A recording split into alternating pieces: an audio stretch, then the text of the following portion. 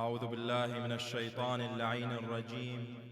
بسم الله الرحمن الرحيم. رب اشرح لي صدري ويسر لي أمري واحلل عقدة من لساني يفقه قولي. صلى الله عليك يا سيدي ويا مولاي يا أبا عبد الله.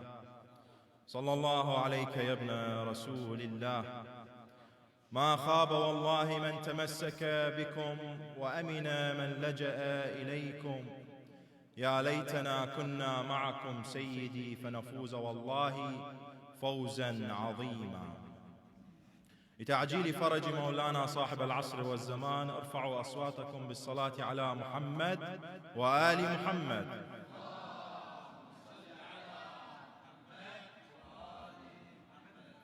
Allah subhanahu wa ta'ala in the Holy Quran says, أعوذ بالله من الشيطان الرجيم بسم الله الرحمن الرحيم والذين هاجروا في الله من بعد ما ظلموا لنبوئنهم في الدنيا حسنة ولأجر الآخرة أكبر لو كانوا يعلمون. صدق الله العلي العظيم.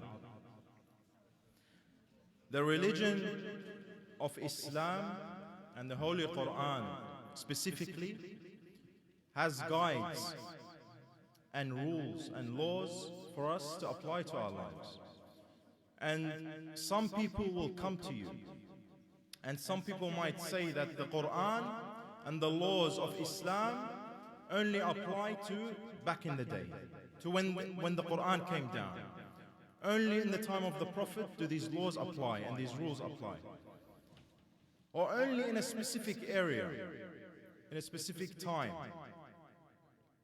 However, that's completely false. That's completely untrue, because the Holy Quran and the laws in the Holy Quran are general guides for life. And I'll give you one example from the Quran when Allah says, وَتَعَاوَنُوا عَلَى الْبِرِّ وَالتَّقْوَى وَلَا تَعَاوَنُوا عَلَى الْإِثْمِ وَالْعُدْوَانِ. If you take that one law, that one principle, and apply it to anything that you have in life, any action you want to do, any endeavor that you have, and you take that endeavor and you compare it. Does it have birr? Does it have taqwa? Is it righteousness? Does it have piety? Then do it. And if it has sin, or udwan, transgression, then don't do it. So it's a general law. So the Quran in general and the laws of Islam are general laws that we can apply when the Quran came down, today, until the end of time. We can always apply these laws. Today we are living in perhaps, just the echo, boys, I think it's very loud. If you can bring the echo down. Tonight, oh sorry, not today, in this day and age, we are living in perhaps some of the most difficult times in terms of the changes that we see every year, every month, every day. There's something new. There's a new ideology. There's a new wave of corruption. And we are living in societies where they decided a very long time ago to separate religion from politics and from government and from their everyday life. And when our parents first came here 20 or 30 or 40 years ago, they found that a lot of these values, a lot of these ways of life were actually similar to what Islam came with. Values of peace, of equality, of the quality of life, helping the needy.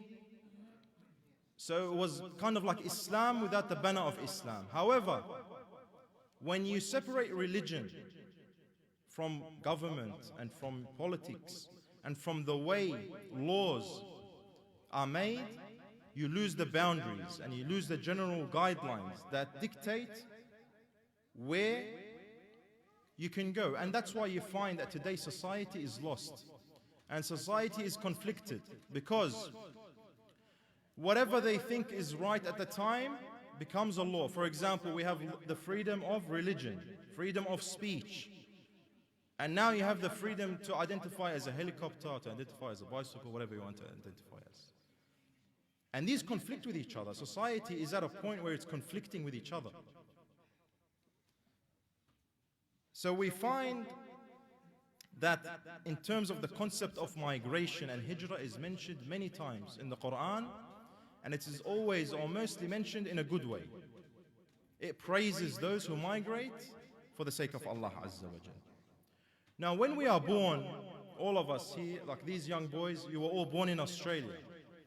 When someone is born, the country that they're born in, they build an attachment to it. You have a connection with this country because you have memories here, your childhood memories. You build an attachment to the place that you live in. So for example, when I go to work in the city or in the CBD and I come back to Campbelltown, I feel a sense of comfort. We feel that, we have that sense that this is your hometown. You feel a connection to it. And over time, it becomes part of our identity, part of who we are. And it becomes extremely hard to leave that place. When we look at Islam, and we mentioned yesterday that the Quran is the guidelines, the Quran is the rules, and Rasulullah and the Ahlul Bayt are the practical. They are the ones that took those rules and actually practiced them. You find that the first case of migration in Islam was the migration of Rasulullah and the believers of Mecca to Medina. And you find that with this migration, you have to ask, why did Rasulullah leave from Mecca with the believers to Medina? What was the reason of that hijrah? Was it just because there was pressure on them? Was it just because they couldn't practice their religion? Was that the only reason? Or were there other reasons? That's definitely one of them. One of the reasons was there was pressure from the non-believers. However, there are many other reasons.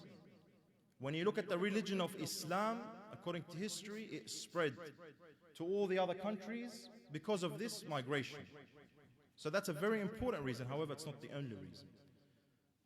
When Rasulullah and the believers migrated from Mecca to Medina, it wasn't an escape. They weren't fleeing. It was a tactical retreat. They went there to organize their matters, their affairs, and how they're going to spread this religion of Islam.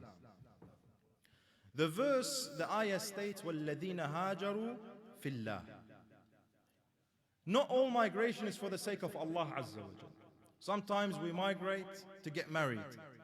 Sometimes you'll migrate for a job, for a business. Or some people migrate because the weather is nicer. It's too cold where they are. They want to go to somewhere that's more sunny. So not all migration is for the sake of Allah. However, there are people who migrate solely for the purpose of Allah Azza wa Jal. Migration, hijrah, comes with many consequences. When you're leaving that place that you're comfortable in and you're leaving and you're going somewhere else, the first consequence is you lose the oversight. For example, back home, someone is in a town or you're in a city or you're in a village, there's something called oversight. When you go in the street, your neighbor knows you. All the neighbors know you. Or you go to the market, everyone in the markets know who you are, who's your dad, who's your grandfather. So wherever you go, there's an oversight. There's someone watching you who'll know who you are. So it stops you from going on the wrong path. Even though that shouldn't be the reason why we don't do something wrong, because we know someone knows us and they'll tell our dad or they'll tell someone else in our family. Because Allah Azza wa Jal is always watching us. He always has the oversight on us. However, as humans, as human beings, naturally, we worry when someone else is looking at us. When someone else is seeing what you're doing, you act differently. So when you migrate from a place where you are known and your family is known to a foreign country, where no one knows you, you lose the oversight. And you lose that factor that really helps you restrain yourself. Another consequence is you lose your connection with your hometown, with your home country. Over time, as the years pass by, you lose that connection. Very recently I saw a story where in Lebanon, a brother hasn't seen his brother in 50 years. And they had a TV program where they find your missing relatives. So he said to him, my brother, he was very connected emotionally, he was very social with us, with his mom, with his family. He left Lebanon to Australia 50 years ago and we haven't heard from him. We don't know where he is. So the TV reporter, the presenter, did an investigation for 3 years and found out that he lived in, I think it was one of the cities here in Sydney. He found where he was. He spoke to the neighbor. He found out that he died 3 days before due to COVID, and they buried him with no one because he had no family, no whatever, no loved ones around. So 50 years, so what happens is the first year is very hard, the second year, 10 years, 20 years, you get used to it because you haven't maintained the connection with your home country, which is very important. And the other consequence is the financial, the money. Sometimes you move to a new country and you don't have, it's more expensive, life's more expensive, you don't have the money. So how did Rasulullah salawatullahi alayhi wa alih, how did he approach these issues? As the leader of his community, what did he do? The first thing that he did was he had a pact of brotherhood, where he brought the muhajirin from Mecca, and he brought a person who was an Ansari, a supporter of Rasulullah from Medina, and he made them brothers. And he said, you are his brother by name. He'll stand there and he said, you are his brother, you are his brother. Meaning what? Meaning that you help each other, you will support each other with whatever issues, financial needs, mental needs, and support. And the other thing that he did was he made sure to maintain the relationship and the connection with their hometown of Mecca. He would always ask about the state, what's happening in Mecca. He would cry when he hears about Mecca. So he maintains the connection. He tells them, wherever you are, you have a home country. Maintain that connection.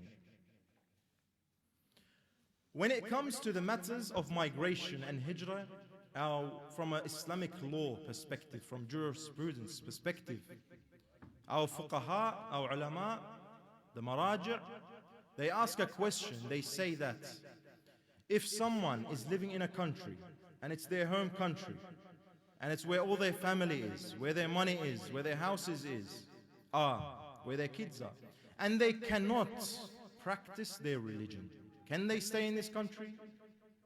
The fuqaha say no, it's wajib that you leave this country. And with us, if we were to apply this here, no, doesn't necessarily apply to us, because what? We don't have a law in Australia. We're lucky. It's not preventing us from praying, from fasting, from wearing hijab, from having the majalis of Abu Abdullah. So we don't necessarily have a law preventing us. The second question they ask is, what about if there's no law preventing us? However, the environment and the atmosphere around us is corrupted. That when your child, when your son or when your daughter, or you as children, when you open your eyes, there's corruption all around you, there's evil all around you, and it's going to have an impact. They say that even in this case, you have to leave the country. And the third case is, you are not prevented by law to not practice your religion, and you don't have extreme corruption where you cannot stop your kids from being exposed to this corruption. However, the parents feel like they don't have the ability to maintain their children on the right path, to maintain the deen and the religion within their children. What is the ruling? The ruling is the same, you have to leave the country. Now, basically, there's 3 points. Being able to practice your religion, there's no law preventing you, your life's not in danger. The other thing is that the environment around you and the corruption around you, you can shield yourself from it. You can stop yourself from being exposed to it. And the third thing, that as a parent, you feel like you have the ability to maintain that your child maintains their religion, stays on the path of Islam. These 3 factors are what determine whether you stay in a country or leave the country, regardless of what country it is, regardless of it's your home country, it's not your home country. This is what determines. Now, I'm a realist. I don't want to sit up here and give you ideas and this is what we have to do. In reality, it's hard for us to go back.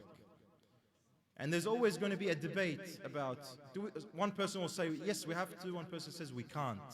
It's too hard. There's no infrastructure, there's no electricity, there's no water, there's no healthcare system. I can't deal with the people, there's a cultural shock.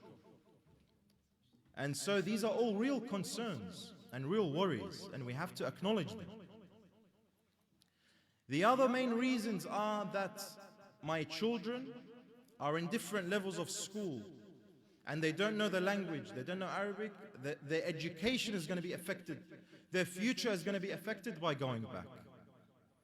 And the other reason is that my children are old and they're teenagers now, and I can't force them to go back to Iraq or to Lebanon or to wherever country we are from. I can't force them. So what do? I stay with them here. So these are also very real concerns and very important concerns that we can feel. So then the question arises is, if it's hard to go back and we can't go back and we think it's almost impossible, then what do we do? What is our responsibility? Australia as a country, as a government, has done well for us. Our parents came from war-torn countries, has given us safety, peace. And we feel a connection to Australia. How do we maintain that we can stay in this country without disobeying the Islamic law? We have to go back to what Rasulullah did. What Rasulullah did was, when they first got to Medina, he had a pact of brotherhood, Ahdul Mu'akhat. So the most important thing is brotherhood, because Islam and Ahlul Bayt and Rasulullah stressed the importance of brotherhood.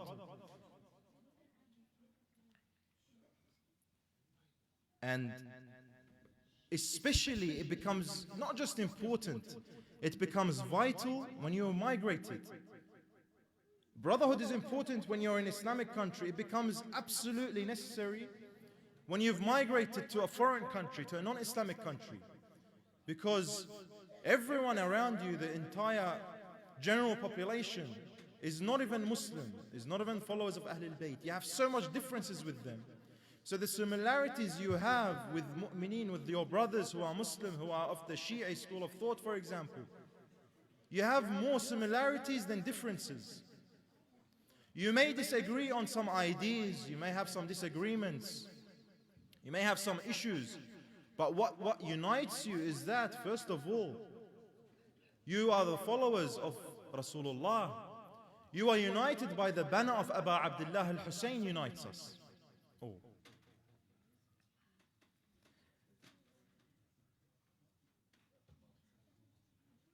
So the Prophet, as we said, addressed the main issue is that you're in a foreign country. And in Medina, there were still Arabs, there were still Muslims. Yet Rasulullah thought it was very important to unite them. Not just the brothers, he had 45 of the Ansar and 45 of the Muhajirin, also the women of the Ansar, the women of the Muhajirin, a sisterhood between them.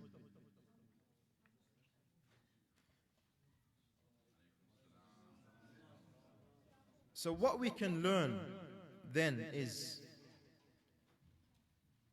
it's not a personal thing. It's no longer my personal differences with you. You have to set all those differences aside, because now it's your kids, your children, the religion of these children is at risk, is in danger. You need to set aside all those differences and unite together. Imam al-Sadiq alayhi salam says, المؤمن أخو المؤمن كالجسد الواحد إن اشتكى شيئا منه وجد ألم ذلك في سائر جسده وأرواحهما من روح واحدة. He says, Imam al-Sadiq says, the brother is a believer of another brother. In fact, they are like one body. If one part of that body is in pain, then the whole body will feel the pain. In fact, they are like one soul. Alaykum as-salam. In another beautiful hadith, Rasulullah salawatullahi alayhi wa alihi says, إن المؤمن ليسكن إلى المؤمن كما يسكن قلب الظمآن إلى الماء البارد. He says, the heart of the believer will be at comfort with another believer, just like the thirsty heart is at comfort with cold water.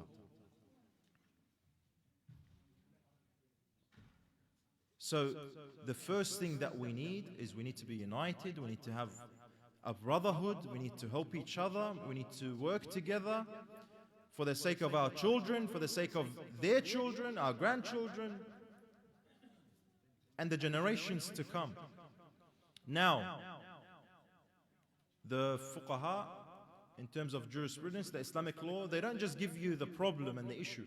They give you solutions and what you can do to protect yourself in these countries.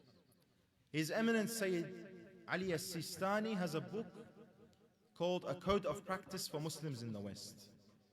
And in this book, and in the short amount of time I have left, I'll mention some points, but I encourage you all, it's available in English, and I encourage you all to delve into this book and read about these issues. The advice that Sayyid Ali as-Sistani gives for Muslims living in the West, and there are 11 points that I will mention. The first of them is reciting the Quran daily. Recite the Holy Quran and teach your kids to recite the Holy Quran. We have a hadith from Rasulullah that says, من قرأ القرآن وهو شاب مؤمن اختلط القرآن بلحمه ودمه. He says, whoever reads the Quran as a young person, the Quran will become part of his body, part of his blood, will be intertwined. And Allah subhanahu wa ta'ala will place him amongst the levels of the messengers. And the Quran will protect him on the day of judgment. It's extremely important every day. Even if you read one page of the Holy Quran, keep this as a habit, maintain it as a habit, and teach your children to do this. The second point that he mentions is a commitment to your daily prayers, to your salat.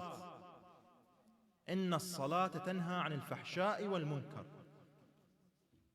We have diseases outside. There's corruption, there's all these issues that you see outside. Your salat is your medicine. Your salat is what's going to cure you, is what's going to protect you from this evil and your corruption. Reciting dua, maintaining supplication, asking Allah Azza wa Jal to guide you. Reciting the dua during Ramadan, dua al-iftitah, dua kumail, dua al-tawassul, during the week. He recommends that we maintain reciting the dua. And the fourth point, wa alaykum as-salam, the fourth point is that, and this is a very important point, is maintaining your attendance at the Islamic centers. Maintaining your attendance at places like this. And this goes out to the parents before the young ones, because as parents, you might not understand, but even when your child is 2 years old or 3 years old, just by bringing them to this place, to the Husayniyah, to the mosque, they build a connection. And you don't realize this, but there's a connection inside.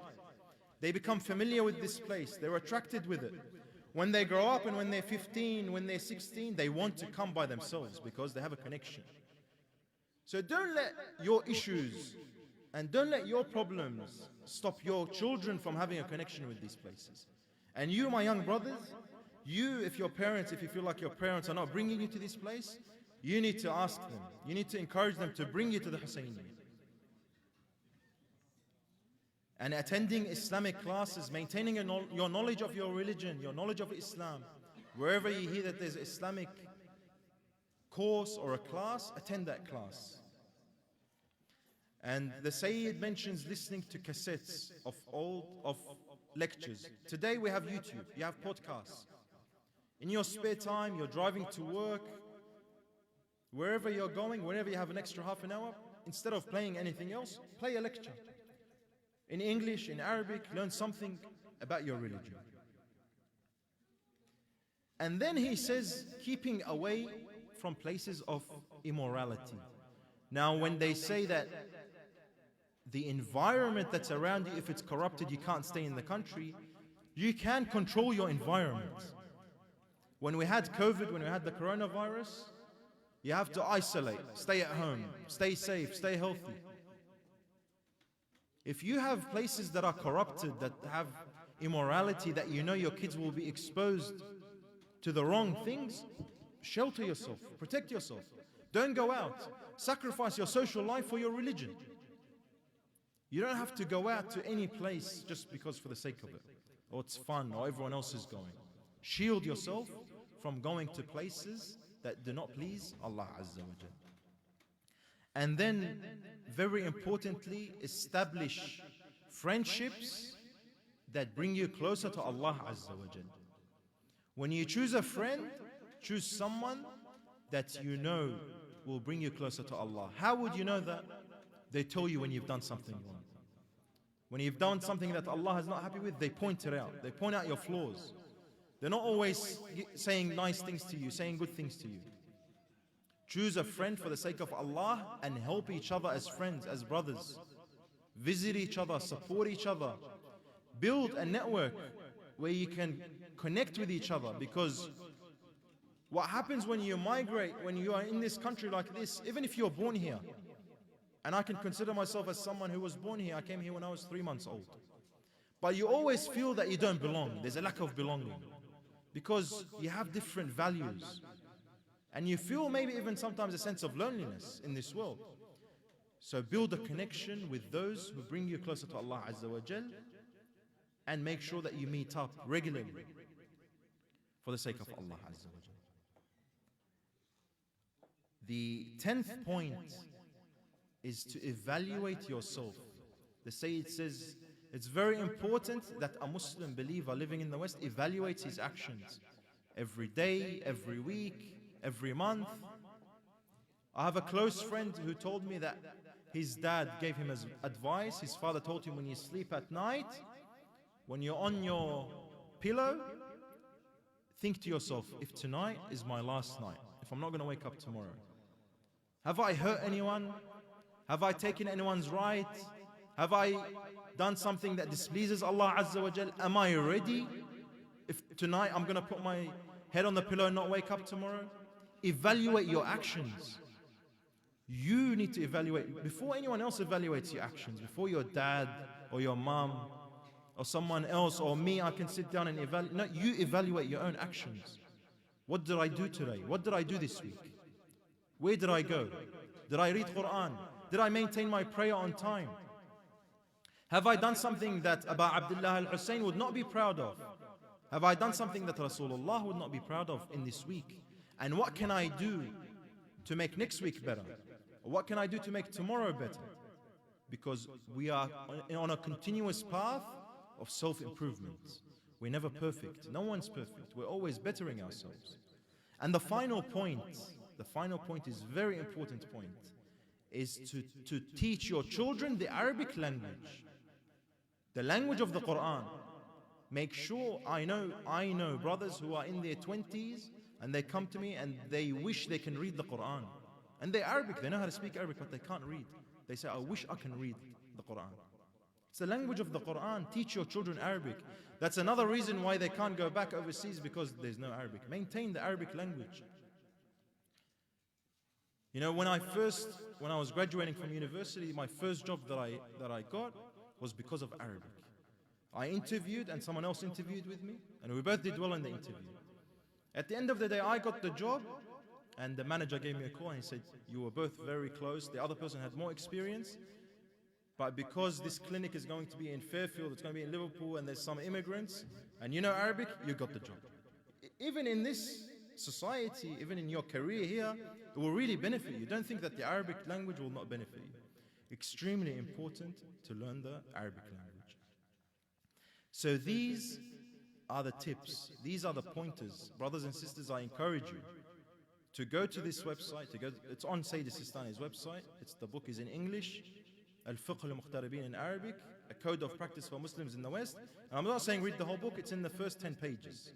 What can you do to maintain yourself and your children on the right path while living in these very dangerous times that we are living in today? May Allah Azza wa Jal guide us all, guide our youth to the right path, and may He maintain us as servants of Abu Abdullah al-Hussein, who attend his majalis and serve Abu Abdullah every year, inshaAllah.